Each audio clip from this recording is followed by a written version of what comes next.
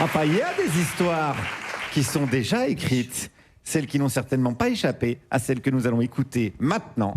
Juliette Arnaud. C'est pas marqué dans les livres. C'est que nous spécialistes autant. Plus important à vivre. Juliette Arnaud. En avant les histoires. Alors moi, mon actualité, c'est que j'ai lu un livre. Mais non. Si, non, alors, c'est un livre particulier parce que c'est plusieurs garçons, dont Thomas VDB, plusieurs garçons sans se concerter les uns avec les autres, qui m'ont instamment demandé de le lire. Et c'est suffisamment rare comme cas de figure que ça m'a piqué la curiosité. Sur la couverture du livre, en plus, il y avait un chien noir et le titre du bouquin, c'est « Bâtard ». Au pluriel. Du coup, l'affaire était pliée, je lis. C'est le récit d'une tournée chaotique au Japon d'un groupe de techno expérimental. Le groupe s'appelle D-Damage et qui est constitué de deux frères, le narrateur du récit, JB, et son frangin, Fred. D-Damage, c'est un peu la marge de la French Touch, mais attention, JB et Fred, c'est tout sauf des Versaillais. C'est des enfants de la marge, enfants d'ouvriers issus de l'immigration, moitié kabyle, moitié tchèque. JB hurle au micro, il explique dans le bouquin, dans notre famille, tout le monde gueule. Fred et moi, on s'engueule tout le temps.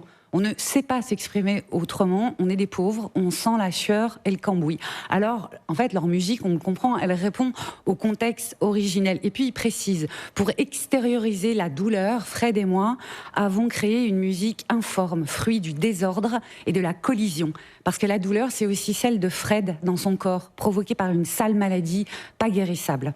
Bon, moi, je n'y connais pas plus en techno qu'en physique quantique, alors quelque affection que je porte à tous ces garçons prescripteurs, j'aurais très bien pu lâcher l'affaire, même si leurs aventures hallucinantes et hallucinées au Japon, elles auraient pu ne pas suffire. Sauf que, il y a dans la relation entre ces deux garçons une note qui m'a bouleversée. Une note que peu souvent on écrit, on filme ou on exprime, celle d'un amour sans domination, sans désir d'être le plus fort, sans « mon pipi va plus loin que ton pipi ». JB, il raconte son éblouissement pour son frère. Il écrit « Mon frère est magnifique. Il brûle la rétine sur scène, il oublie sa maladie, il est immortel. Voir mon frère en vie est ma plus grande motivation. C'est égoïste, ça me rend heureux. » Et cette note, je pense qu'elle m'a sauté au visage parce qu'avant, j'avais vu, quand j'étais petite et jeune, le film de Francis Ford Coppola, Outsiders, qui date de 1983. Outsiders, c'est une bande d'ados dans la ville de Tulsa, Oklahoma, dans les années 60.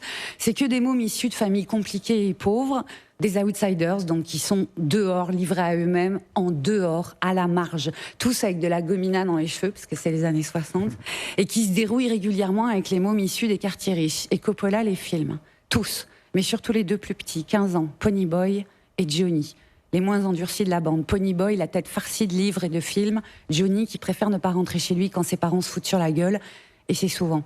Alors ils regardent les étoiles tous les deux la nuit dans un terrain vague et ils essayent de se consoler. Et puis évidemment, le drame arrive, c'est prévisible dans les vies violentes. Ponyboy et Johnny se retrouvent quelques jours exfiltrés dans une église à l'abandon, en pleine campagne. Et là, pouf, le temps s'arrête.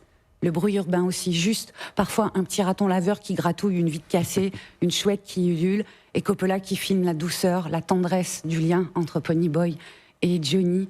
Les deux saisis par le spectacle d'un soleil qui se lève, alors ça fait de l'or de partout autour d'eux. Et là, Ponyboy se souvient d'un poème qu'il a appris à l'école et qu'il n'avait pas compris. Mais là, tout à coup, il le comprend. C'est un poème de Robert Frost qui finit par les deux vers suivants. So, dawn goes down today, nothing gold can stay.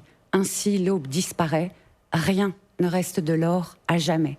En regardant Outsiders, on est émerveillé par l'or que Coppola nous fait voir chez tous ces ados mâles qui s'aiment, qui tentent de se protéger, qui s'inquiètent les uns pour les autres. Et saisissant que l'aube est par essence passagère, comme l'innocence, Johnny, le petit Johnny, dans un moment déchirant, murmure à Ponyboy un seul conseil pour plus tard.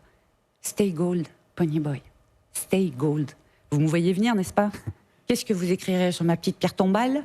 Stay gold, Juju girl. Juliette Arnaud. Merci beaucoup Juliette. On retrouve sur Instagram Juliette Arnaud Pénélope, allez vous abonner.